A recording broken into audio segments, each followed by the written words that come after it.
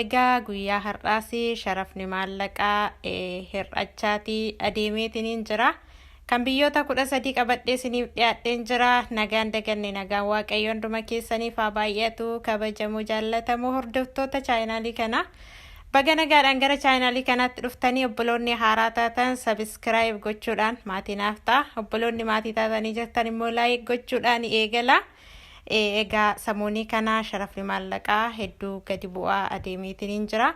Akkasumas gara fuulduraatti baay'ee hin qannasa jedhamee haasa'amaatiin jira jechuudha. Diseembarii 2 irraa kaasee baay'ee gadi bu'aa jedhamee haasa'amaatiin jira. Karaa baankiis akkasumas karaa gabaa gurraachaa gadi bu'aa jechaa haasa'amaatiin jira. Odeeffannoo sharafa maallaqaa guyyaa guyyaatti argachuun keessanii isin fayyada. Yeroo jijjiirrachuudhaaf jettanillee gatii sanarra dhaabbattanii karakkarachuudhaaf isaa ta'u isin fayyada jechuudha.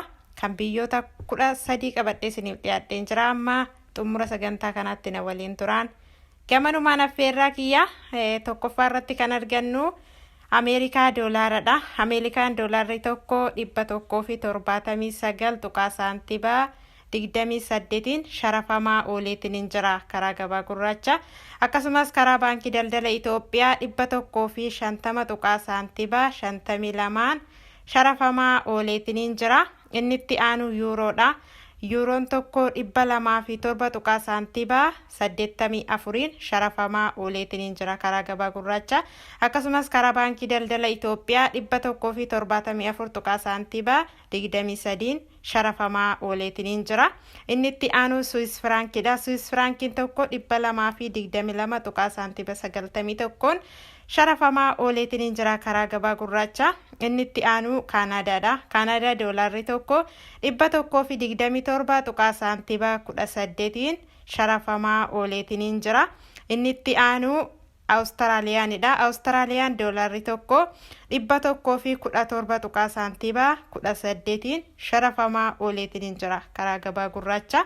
Inni itti aanu paawundisterniidha. Paawundisterniingiin tokko 237 tuqaa saantiibaa 47 sharafamaa ooleetiin jira. Itti aanu Kuweetidha. Kuweet diinaarri tokko 584 tuqaa 03 sharafamaa ooleetiin jira karaa gabaa gurraacha. Inni itti aanu Dubaayidha. Dubaay diraamni tokko 48 tuqaa saantiibaa 81 sharafamaa ooleetiin jira karaa gabaa gurraacha.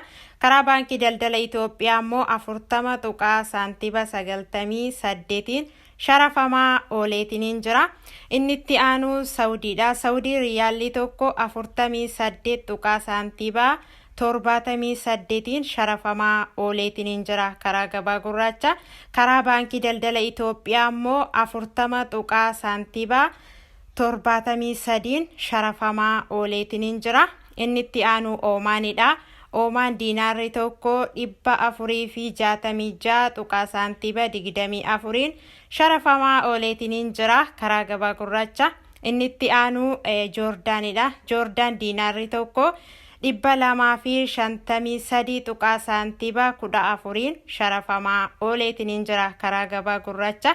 Inni itti aanu Bahareenidha. Bahareen diinaarri tokko 475 tuqaa saantiibaa 72 sharafamaa ooleetiin jira karaa gabaa gurraacha. Inni itti aanu Israa'elidha. Israa'el sheqel tokko 54 tuqaa saantiibaa 92 sharafamaa ooleetiin jira.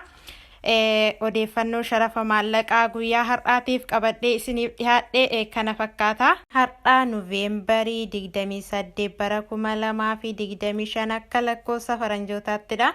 Odeeffannoo sharafa maallaqaa yeroo yerootti qabadheen isiniif dhiyaadha. Chaayinaalii kana sabiskiraayib gochuudhaan maatii ta'a.